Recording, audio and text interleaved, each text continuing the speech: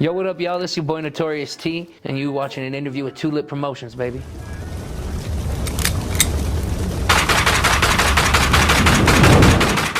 Albuquerque, New Mexico, born and raised, man. Shit, you're looking at a weird testimony, bro, because like it's crazy over where like my side of things, but I mean, like, to each his own. I mean, I know people that, if you've been privileged enough, Albuquerque looks like the land of entrapment or enchantment. Sometimes it looks like the land of entrapment, and so that's basically, I'd say it's a mixture of both good and bad, and I like to shed more light on the good things, but it's crazy coming up here, man. Like, it's been a ride, but I would say I love it mainly because it's my people, so I would say I love it, but it's a rough ride. Shit, man. I mean, like, I was all around the city. I like grew up in Old Town. The cultural background of me and my music both comes straight out of Old Town, so I know a lot of history about that. But when it comes to like that, I bleed Albuquerque. I mean, my family goes back to like 1706. It's just something that's always been a part of me. Shit, I mean, pretty sure a lot of my fan base and a lot of Albuquerque knows what happened to me recently, from getting shot unexpectedly down to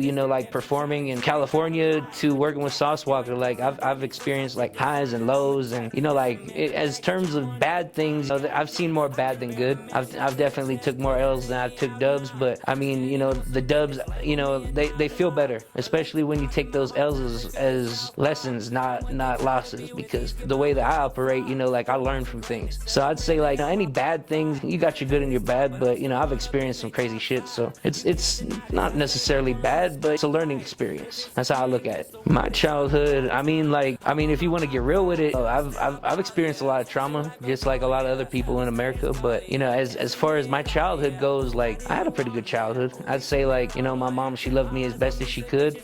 As far as growing up, like, I had to be my own father figure, so I used to put that pedestal on my grandpa for a long time, but sadly things change and you see people differently. But that's basically where I stand on that. I'm inspired by a bunch of different people, man. You're asking like a cool source. I mean, anything from like Walt Disney down to Tupac, down to like spiritual leaders. It's crazy. I would say top 5 rappers of all time. They haven't changed. E40, Freddie Gibbs, Burner, Bone Thugs, and I'd say Wayne or Jay-Z. Beatles are my biggest inspiration, though. A lot of people make fun of me for that shit, but I mean, Beatles are my #1 inspiration. I got a lot of, Selena inspires the fuck out of me. I got a lot of different ranges from, all different types of music aspects. That's hot. Hell yeah. So what's your most popular song? Shit, I'd say, like, popularity-wise, I'd say probably Duke City Drip. I've said in a lot of interviews, but, when I perform it live, I only do the hook. I only do the hook because, like, so many people, especially if you're from New Mexico, you vibe to it so crazy. All you need to do is give them the hook, you give them a little taste, and then you pull it back. Kind of fucked up, but at the same time, like, it's a good marketing strategy. And I'd say Duke City Drip is my probably organically the most famous song of my shit. My personal favorite's probably Release. Right now, probably Truman Show. Probably Truman Show. And that's probably, like, my name's Thomas. That's what the T stands for, but most people get that misconstrued when they see the Truman Show. But I like that movie from Jim Carrey because I related to it a lot. Basically meaning, like, my life's kind of like a movie. People playing different parts and shit like that. So I like to think of the Truman Show as like my personal favorite. Shit, I went by Big Buddha for a long time. That's basically like street name. Like, everybody called me Buddha growing up. So Big Buddha is basically, homies call me Buddha. But I eventually turned that into a rap alias. I got Notorious T from my cousin. I used to be a big Biggie fan, and I was kind of, I didn't want to go under the cholo rap kind of like stigma of things. So I didn't want to be Big Buddha. So I was brainstorming on words, and I'm a huge Biggie fan, but at the same time, people either say his name is Biggie, like how I'm referring to it, or the Notorious B.I.G. So when I said my name is like Notorious T, I've almost even built like that a structure of itself. It ain't even like really, I love to pay homage to Big, but my name kind of evolved into something that is me. And so that's the cool part about it. And that's how I got my name as my cousin. He just was like, go under Notorious T, you a big dude, you rap good, shit's dope. And I would say 50% of it, I like to pay homage to Big, but I turned it into some of my own. So, but that's where I got my name. My future plans and goals are that of which are worth of emulation. tribulation, man. I mean, decipher that of, you know, how you want to put it. But I've been through some crazy, you know, and I know I've said that a lot, but I've been through a lot of trials and tribulations this past year just alone. And, you know, like, what I'm destined for is something beautiful. And, you know, I'm trying to, you know, do everything musically. You're going to see me at rap awards. You're going to see me at country music awards. I mean, like, not necessarily me out doing country, but I'm going to touch every aspect of music. And so that's my goal, is I'm going to just be something musically anybody can fuck with. You know, young, old, anything like that. I want to be music, period. That's what I'm going for. So what's your thoughts on the local scene, Albuquerque and stuff? Shit, I love it, man. I mean, from the love to the hate, like, you got to meet it, like, strictly with love. Like, I ain't got nothing negative to say about it, and I got nothing overly good to say about it, you know? And, you know, I love my peers. I love my people that I came up with, especially despite, you know, the backlash that I get from some people. But I love the Albuquerque scene. I look up to certain people, and they look up to me. That's the cool part about becoming something that I've already become, is the people that I look up to in the music scene, they tell me all the time they look up to me. And that's a humbling experience. So, I mean, as far as the scene, we're killing it right now. We're just an underground bomb ready to go off, landmine status. So that's how I view it. That's how I view that. I love the scene here. Outlooks on business, marketing tips, how to like promote yourself. You know, like, you know, it's very hypocritical because I'm on a 6-month break. I'm about to release 2 different singles, but I mean, I'd say content, you just gotta keep pumping out content. That's basically the best way. Release your songs. I got so many people, and see, that's the cool part about the comeback, is I got so many people asking about a song that I dropped a preview for a year ago. Drop that shit, because I'm on some Kevin Gates shit right now, sitting on way too much fire shit. And I would say, like, my best advice to a up and coming artist, or just anybody, is really just kind of branch out. Release that music that you got kind of like sitting in the vault, because you never know what you're really sitting on. And the way that I work is that shit's timeless. I weave my songs in a way to where I can drop it 2 years after sitting on it. So definitely release your music, get some merch up. That's what I'm gonna have people tripping on, is some new merch. Like, you know, get some merch going. If you got a solid fan base and your intentions are right, man, I mean, just marketing, you know, works for itself. I mean, just like my boy Arrow said, Shy Arrow's Independent Studios. That boy told me the best way for marketing is the word of ear. That boy ain't never paid for a lick of advertisement. All his business, and he's booked every day out the motherfucking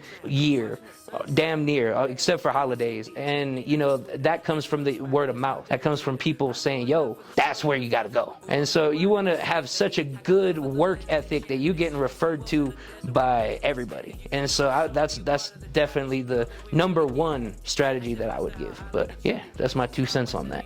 Said, do you believe in aliens? I do believe in aliens. Yeah, this is a dope question. Yeah, you asking someone, what you want to know about aliens, bro? Well, you an open book. Like, see, I just came from something. Okay, like Bob Lazar. That's something that we can talk about. Have you gone down the Bob Lazar rabbit hole? If you're new to the aliens, if you're new to what's going on, check out Bob Lazar, BOBLAZAR. That boy is a New Mexico and worldwide alien genius. And anybody who's kind of skeptical about aliens need to check out Bob Lazar, because he's got all your answers. He's on Joe Rogan, all that good shit. So yeah, but I do believe in aliens. That's definitely someone that believes in aliens. That's definitely the answer of someone that believes in aliens.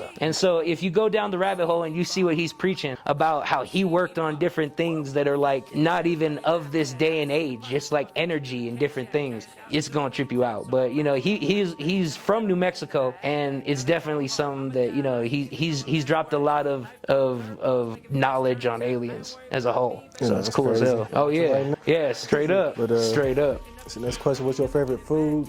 Shit, you asking a big boy. I'd say if I'm bougie, I'm going towards, like, if I'm being bougie, I'm going towards Italian food. If I'm going, you know, like roots, motherfuckers make fun of me because, you know, like you got Ruth Chris, like there's some shit like that. But I'm New Mexican, man, so I like Bob's Burgers, Sadie's, all that shit. I really do. It's bad. Like, you know, it's something that it's in my blood. I can't get rid of it. And you know, that's the cool part about being New Mexican, is like the good food aspect. So yeah, that's my favorite. See, so you got any words of encouragement? People coming up, trying to make it? Shit, everything is God. That's what I would say. Like, if I could briefly sum up everything is God. Everything is one. You know, like, I know that might be a hippie approach to that question, but words of encouragement come from somebody that begged for their last breath just to see something that I got humbled by life. And the best way I can describe it to other people is everything is God, everything is one. And once you find that, once you see that, and once you tap into that, you'll see things for what they really are. And you know, you won't have bad days. You'll have days where you learn, and you have days where you contemplate things. And you know, that's my words of encouragement. Everything is God. God is one, and you are God, and you are one. So that's my words of encouragement. That's pretty real, pretty real. You said, how'd you hear about Tulip Promotions?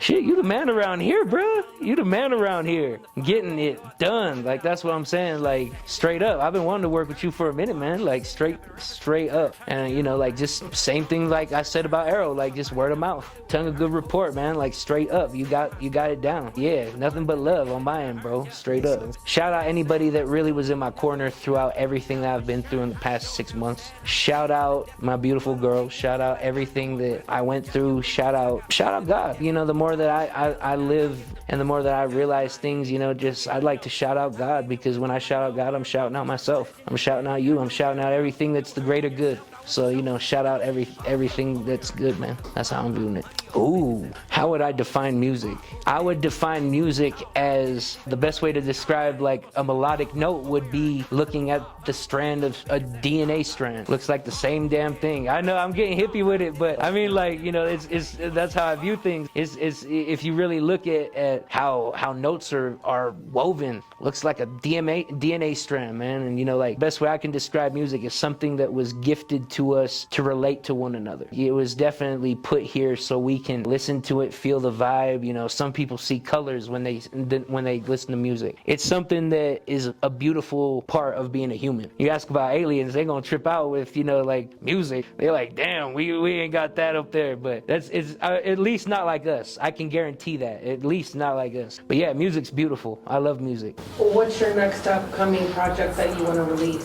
So my next upcoming project that I want to release is, you know, I'm gonna release some singles, definitely 3 to 4 singles. They might be a part of the project that I want to release, but as far as, you know, an album coming soon, it's definitely going to be in 2023. I don't know when, but it's definitely coming. And structure wise, it's going to be just like everything everybody else has seen from my work. Structured, plot, everything. And so I'd just say, you know, I'm working on something huge right now. I'm working on something real strategic. And so, you know, when I drop, it's going to be something nice. So definitely watch out for an album in 2023. For your audience, all of those that are watching and patiently waiting, is there anything that you want to say to them? Thanks for staying with me. I mean, like, even, you know, I get a lot, you know, when people see me walking and they flag me down, they reference I call it divine timing. Other people call it angel numbers that I post on my story. This might be a really cool time, especially on this interview, to kind of drop the bomb that I don't wait to post those. I don't sit and wait and say, hey, I'm gonna post 1111, 111, 222. I don't sit there and I don't have my camera ready. It's always, I'll look at my camera, you know, I'll look at my phone, I'll see that number, and I'll either take a picture of the sky or I'll take a picture of my palm. And it's every single time you see that number, I'm not waiting for it. I'm not waiting to take a picture of the sky. That's something that was given to me. A lot of people say, they're like, man, we see that. We see you just like dropping hints. And that's what I want. It's just that ominous feeling. It's that ominous feeling of he's working. He's got something brewing, because I haven't gone away. I'm right there. And people see it too when I post that story. So, I mean, that's a good way of describing that. Seeing all the music that I post, and you ain't gonna see me post rap on there. I'll be educating people, crazy ass music on my stories. But as far as to my fans, I love y'all, and any supporters of mine, it's all love on my end. And you know, anybody that's got love for the Duke City Drip, got the love of God behind them. So that's how I feel, man. What up, y'all? This Notorious T, and you watching an interview with Too Promotions.